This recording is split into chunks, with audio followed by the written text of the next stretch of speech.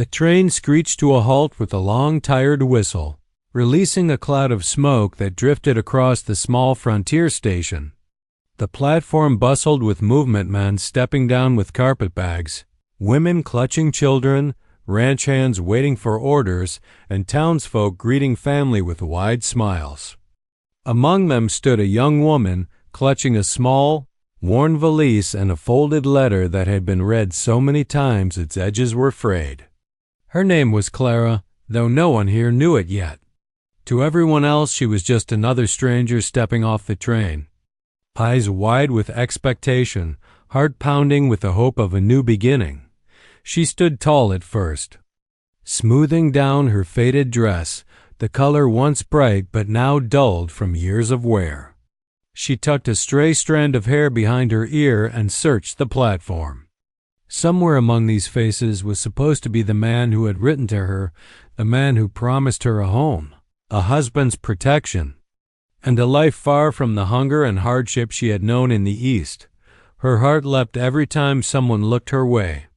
A tall man in a brown coat glanced toward her, but then walked past to embrace another woman. A ranch hand tipped his hat politely but moved on, carrying saddlebags for his employer. One by one, the crowd thinned, greetings were exchanged, wagons loaded, and horses mounted. Clara's hopeful smile began to tremble at the edges. The letter in her hand seemed heavier now. She unfolded it once more, scanning the words as though they might change. "Meet me at Willow Creek Station. I'll be waiting." That's what he had written. She had clung to those words through long nights of travel, through hunger and cold, telling herself she was wanted, that someone was waiting for her, that she had a place. But the platform was emptying, and still no one had stepped forward. A knot formed in her throat. She shifted her valise from one hand to the other, her fingers trembling. Perhaps he was delayed? Perhaps his wagon had broken down? She tried to reassure herself, but with each passing minute, her hope faltered. The station master, a gruff older man with a cigar tucked between his teeth, eyed her curiously as he swept the platform. "Miss," he said finally, not unkindly, "you got someone coming for you?" Clara swallowed hard. "Yes, he should have been here." The man raised a brow but didn't press. He had seen it before. Mail-order brides arriving with nothing but a letter and a dream, only to be left standing when promises were broken. He turned away, muttering something about folks being cruel. A pair of young women passed by, whispering loudly enough for Clara to hear. "Look at her, poor thing. Guess he changed his mind." They giggled, linking arms as they headed toward town. Their laughter cut deeper than a knife. Clara's face burned, shame crawling over her skin. She pressed the letter to her chest and lowered her eyes, wishing she could disappear into the wooden planks beneath her feet. The last passengers dispersed, leaving the platform strangely quiet. The train gave another whistle and began to roll forward, its wheels clattering as it pulled away, carrying with it the chatter, the bustle, and the last shred of her belief that someone would appear for her. And so, there she stood dash alone. Her tears came then, slow at first, then faster, spilling down her cheeks. She sank onto a bench, clutching her valise like it was the only anchor keeping her from drifting into despair. The wind blew through the empty station, carrying the scent of dust and smoke. Her whole body shook with the weight of humiliation and fear. She had traded everything for this journey, her savings, her trust, her hope, and it had left her abandoned in a strange land where no one knew her name. The sun dipped lower in the sky, stretching long shadows across the platform. Clara wiped her face with the back of her hand, but the tears wouldn't stop. In that moment, she wasn't a bride anymore. She was just a lost soul in a place that didn't want her. And yet, in the silence that followed, fate had not finished with her, because somewhere in the distance, a set of footsteps and the laughter of a child were drawing nearer. The dirt road leading into Willow Creek Station shimmered beneath the late afternoon sun. A lone horse clopped steadily toward the platform, carrying a tall, broad-shouldered man with weather-beaten skin and a boy perched in front of him. Dust rose in clouds behind them, marking their slow but steady arrival.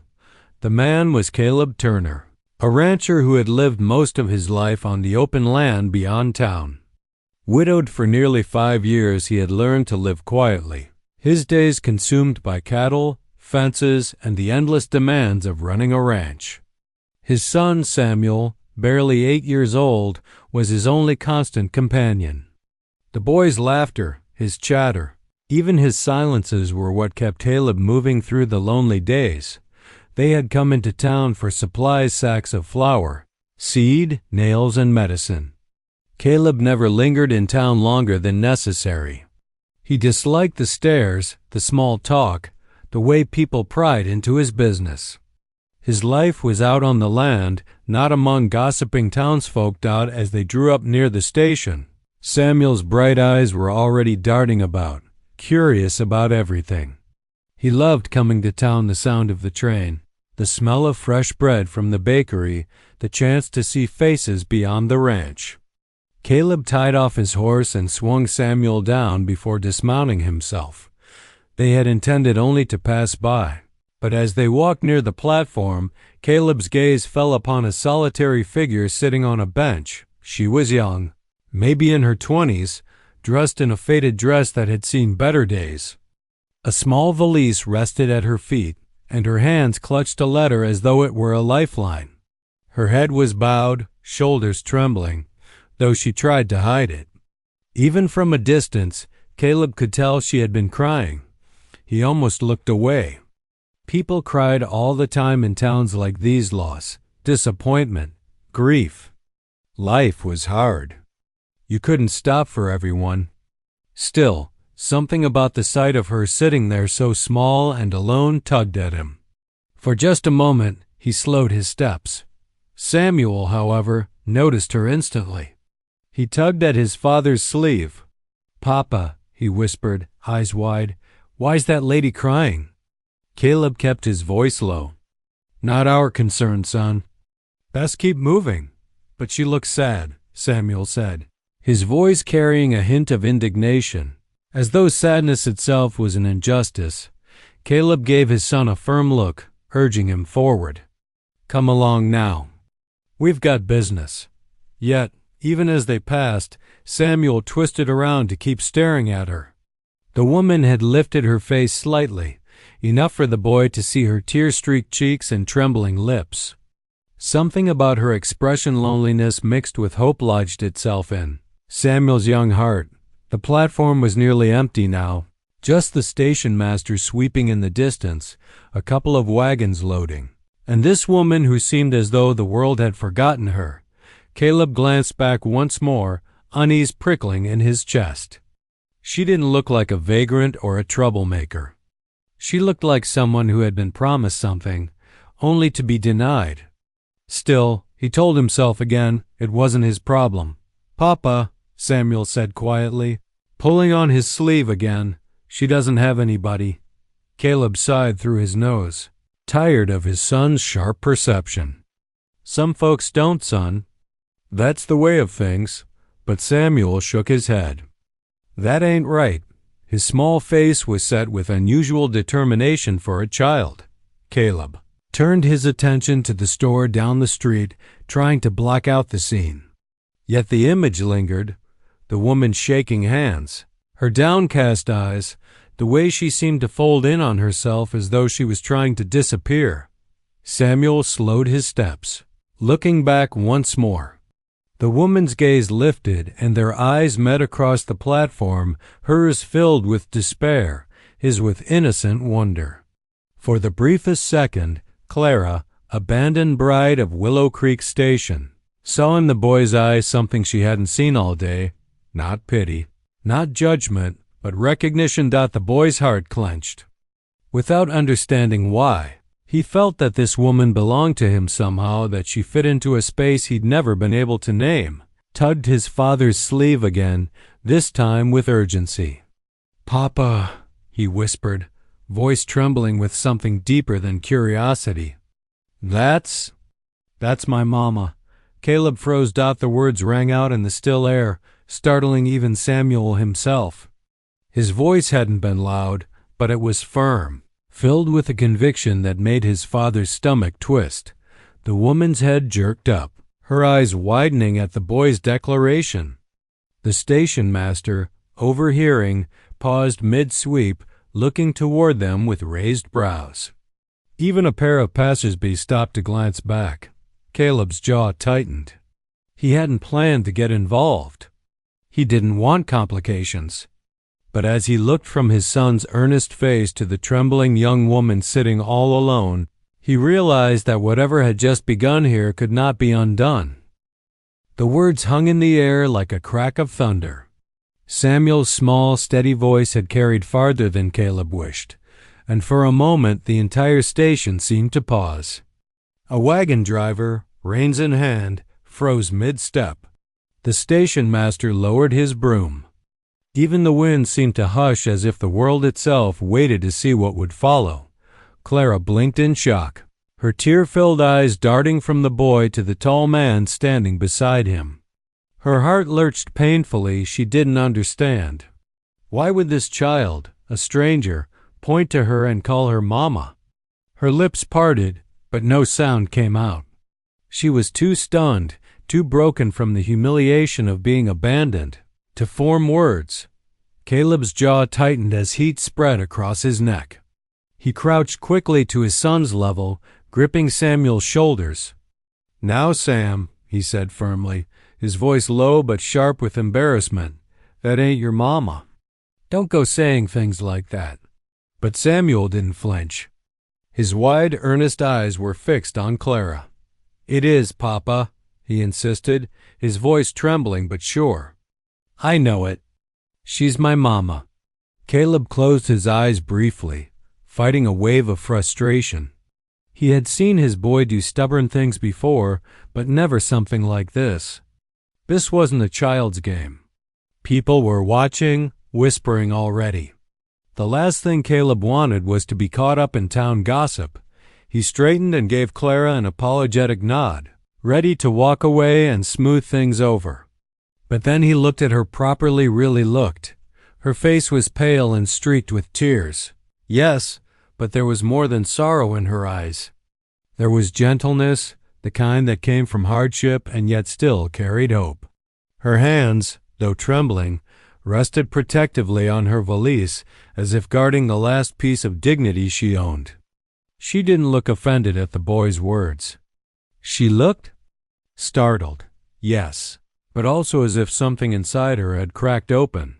Caleb's chest tightened. Samuel took a step closer to her, slipping free of his father's hand. His little boots clattered softly against the wooden planks of the platform. Clara's breath caught as the boy stopped in front of her, staring up with an intensity far beyond his years. "You don't gotta cry no more," Samuel said, his voice barely above a whisper now, as though it were a secret meant only for her. "I found you." Clara's throat tightened. She wanted to speak, to explain, to tell the boy she wasn't his mother. But the words tangled inside her. For so long she had felt unwanted, discarded. In this strange land where no one waited for her, this child's simple declaration hit her heart with a force she hadn't expected. Her hand lifted on instinct, brushing lightly against Samuel's cheek. His small face leaned into her touch, and something in his expression softened with relief, as though he had indeed found what he'd been missing. Caleb felt the weight of the moment pressing on him. His son, who rarely spoke of his late mother and who had endured years of silence on the ranch, now stood clinging to a stranger with the conviction that she belonged to them. "Son," Caleb said again. Softer this time. "You don't understand. This lady, she ain't." Clara looked up at him then, meeting his eyes. For the briefest instant, Caleb felt a jolt, like the ground had shifted beneath him. Those eyes weren't pleading. They weren't demanding. They were steady, filled with quiet strength despite the sorrow. She wasn't a woman looking for rescue, she was a woman holding on by her last thread of hope. The murmurs of the townsfolk swirled around them. That Turner boy, someone whispered, called her his mama. Another chuckled cruelly. Looks like that bride found herself a claim after all. Caleb's fists clenched at his sides. He hated being the subject of town talk, hated more that they spoke of her like she was some stray dog to be claimed or cast aside. Samuel looked back at his father, confusion flickering in his eyes. Papa, don't you see? She belongs with us. Caleb drew in a long breath, torn between sense and something far deeper he couldn't yet name. Logic told him to take his boy by the hand, gather their supplies, and ride back to the ranch. Leave this stranger to her fate, she wasn't his responsibility. And yet, as he looked once more at Clara, at the way her hand trembled but didn't pull away from Samuel's cheek, he knew the choice wasn't so simple. Something had shifted the moment his son spoke those words, and no matter how hard he tried, he couldn't pretend it hadn't happened. For the first time in years, Caleb felt the stirrings of something dangerous and unfamiliar, the possibility of change. And Clara, abandoned and humiliated only minutes before, felt a fragile spark of warmth flicker to life in her chest. Maybe, just maybe, the boy was right. The silence on the platform stretched, thick and uneasy. Caleb shifted his weight, torn between gathering Samuel and walking away or acknowledging what had just taken place. The townsfolk's whispers continued to swirl around them like biting flies. But Samuel clung stubbornly to the woman's gaze, refusing to let go of his strange conviction. Clara finally found her voice, though it was faint. I'm not his mother. Her eyes darted between the boy and his father, her words shaking under the weight of her humiliation. I don't know why he said that. She tried to smile at the boy, a tremulous thing. But you're very kind, sweetheart. Kinder than most. Samuel shook his head fiercely, as if the whole world had got it wrong. You are. I can feel it. You're my mama. Caleb's throat tightened. His son's certainty stirred an ache he had buried for years, ever since Samuel's mother passed. He crouched down again, resting a hand on the boy's shoulder. Son, this lady's got her own troubles. Don't go putting more on her. Clara lowered her gaze, ashamed. He's right about one thing, she admitted softly. I don't have anyone. I came here because someone promised me a home. A husband. She held up the crumpled letter in her trembling hand, then let it fall into her lap. But he never came. I suppose I should have expected it. Foolish of me. Caleb frowned. Her words weren't new to him. He had seen such heartbreak before. Men writing letters, luring women across miles of land, only to vanish when it came time to stand by their word. But hearing it spoken by this woman, seeing her sit so small and defeated on that bench, twisted something in him. The station master cleared his throat from where he leaned on his broom. Miss, he said gruffly, you got nowhere to go? Best find a room in town. But don't expect folks to be charitable long. Ain't safe for a lady to be wandering alone. Clara flushed with shame. She had barely enough coins for bread, let alone a room. Still, she nodded politely, unwilling to show weakness before a crowd. Samuel looked up at his father again, eyes pleading. Papa, we can't just leave her. She don't got anybody. She could come home with us. Caleb stiffened. Sam, but the boy wouldn't let it go. Just for a little while, he pressed, his small hand gripping Caleb's larger one. She's good. I know it. She's supposed to be with us. Clara's breath hitched at his words. The idea of home seemed so distant to her now, so unreachable. Her heart ached to accept, yet fear pulled her back. She lifted her chin, speaking quietly to Caleb. I don't mean to trouble you, sir. I can manage on my own. But her voice wavered, betraying the truth she couldn't. Caleb studied her, torn. He had built his life on practicality, on hard decisions that kept the ranch alive. Taking in a stranger, especially one abandoned at a station, was not practical. It would stir gossip, complicate things. But when he looked at Samuel, his boy's face filled with such raw hope, and then back at the woman with her hands clenched tightly in her lap as though holding the pieces of a shattered life together, he felt his resistance weaken. Finally, he spoke, his voice steady but reluctant. "I've got a place outside town. A ranch. It ain't much, and it's no hotel, but if you've nowhere else, you could stay a spell. Just till you figure things out." Clara blinked, stunned. Her heart thudded painfully against her ribs. She wanted to accept desperately, but fear coiled around her. What if this was another false hope? Another promise that would crumble? She searched his face. He was stern, guarded, but there was no cruelty in his eyes. And his son looked up at her with such trust that it nearly undid her. "I don't want to be a burden," she whispered. "You won't be," Samuel said quickly, grabbing her hand as if sealing the matter himself. "You'll see. It'll be good." Caleb gave a slow nod. Then it settled. "You can ride back with us." "Just for now." The platform seemed to exhale, the whispers fading as the decision was made. Clara gathered her valise with trembling hands, rising to her feet. She was still frightened, still unsure, but as Samuel grinned and held her hand tightly, a flicker of warmth spread through her chest. For the first time since stepping off that train, she didn't feel entirely alone, and Caleb, leading them toward his horse, wondered if he had just invited far more than a temporary guest into his quiet, controlled life. The Turner Ranch lay nestled in the rolling hills beyond Willow Creek, a stretch of weather-beaten land dotted with cattle, barns, and the low hum of work that never truly ended. When Clara first saw it from the back of Caleb's wagon, her chest tightened with a mixture of awe and fear. It was vast, untamed, nothing like the cramped streets she had left behind. The wind here seemed stronger, the silence deeper. Caleb helped her down when they arrived, his movements brisk, as though reminding himself this arrangement was temporary.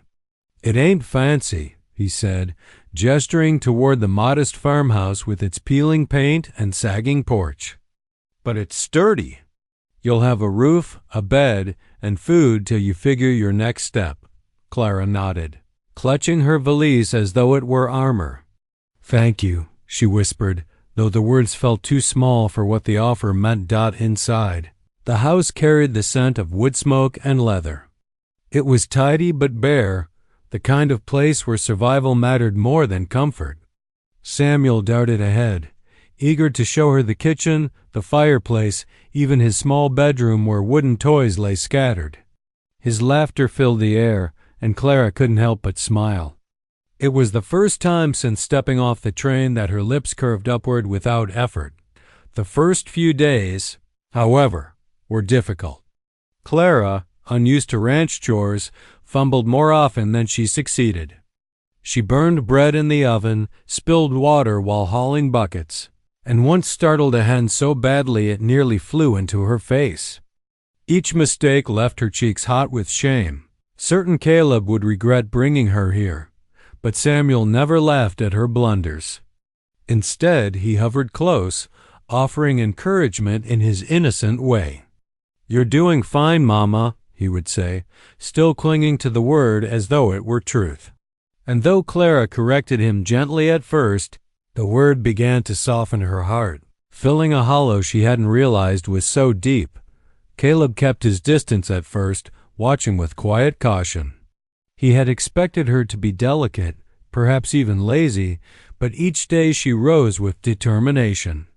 She patched torn curtains with nimble stitches, coaxed flavor into simple meals, and most noticeably brought light into Samuel's eyes.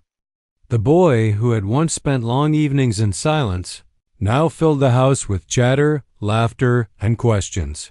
One evening, After a supper of stew that Clara had nervously prepared, Samuel leaned back in his chair with a grin. "That was the best meal I ever had," he declared. Caleb met Clara's eyes across the table.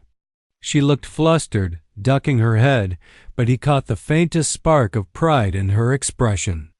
For the first time, he allowed himself to smile, just a little dot as the days stretched into weeks. Clara found herself settling into rhythm she hadn't known she craved. She mended Samuel's clothes, read aloud from the few books in the house, and sang softly while sweeping the floor. At night, when the wind howled outside, she felt the warmth of a home wrapping around her. Fragile but real. Caleb, meanwhile, wrestled with his own thoughts. He told himself this was temporary, that she would eventually find work or another arrangement. Yet each time he saw Samuel run into her arms after a tumble, or heard her laugh ring out from the porch, he felt something shift inside him. It had been years since laughter had filled this house. Years since warmth had lingered in its rooms. One afternoon, while repairing a fence together, Caleb finally spoke. "You've done more here than you realize," he said, his tone rough with honesty. Clara glanced up, startled. "I've only tried not to be a burden." He shook his head. "Sam's happier than I've seen him in a long time." "That ain't nothing." Her chest warmed at his words, though she looked away quickly, afraid he might see too much in her expression. She had come here as an abandoned bride, certain she was unwanted. But slowly, with each passing day, she was beginning to believe she might belong after all. One night, Samuel crawled sleepily into her lap by the fire. His small hand rested against her cheek as he whispered, half dreaming, "Don't go away, Mama. Stay with us forever." Clara's throat tightened, tears slipping down her cheeks as she held him close. She wanted to promise she would never leave, but fear still clung to her, fear of being unwanted again, of hoping for too much. Caleb, standing in the doorway, watched the scene quietly. His son safe in her arms, Clara's face softened with tenderness, something he hadn't seen in years. For the first time since his wife's passing, he felt a dangerous thought rise in his chest. Maybe this wasn't temporary at all. The ranch was bathed in the golden hue of late afternoon as the bride, now no longer just a stranger, but someone who belonged, sat on the porch with little Tommy nestled against her. For weeks now she had grown into this place as though the soil itself had been waiting for her footsteps. Yet it wasn't an easy path. Each day had brought its challenges. Finding her rhythm in the household, proving herself to the ranch hands who still looked at her with doubt, and navigating the unspoken grief of a man who had lost his wife far too soon. But the little boy's trust had been the glue that bound it all together. He clung to her as if he had known her his whole life. She became the one who mended his torn shirts, read to him under the oil lamp, and knelt with him in the pasture to pet his favorite calf. Slowly, gently, the rancher too began to notice her quiet strength. He would return from long days of work, dust clinging to his hat, and find the house warm with laughter he hadn't heard in years. The ache in his chest, the silence his wife had left, began to ease. Still, doubts lingered.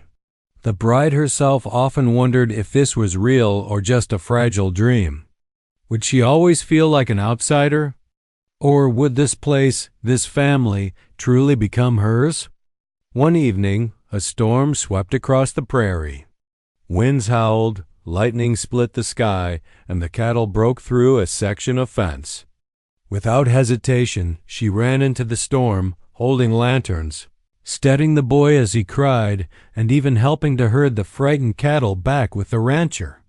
Side by side, drenched and trembling, they worked until the danger had passed.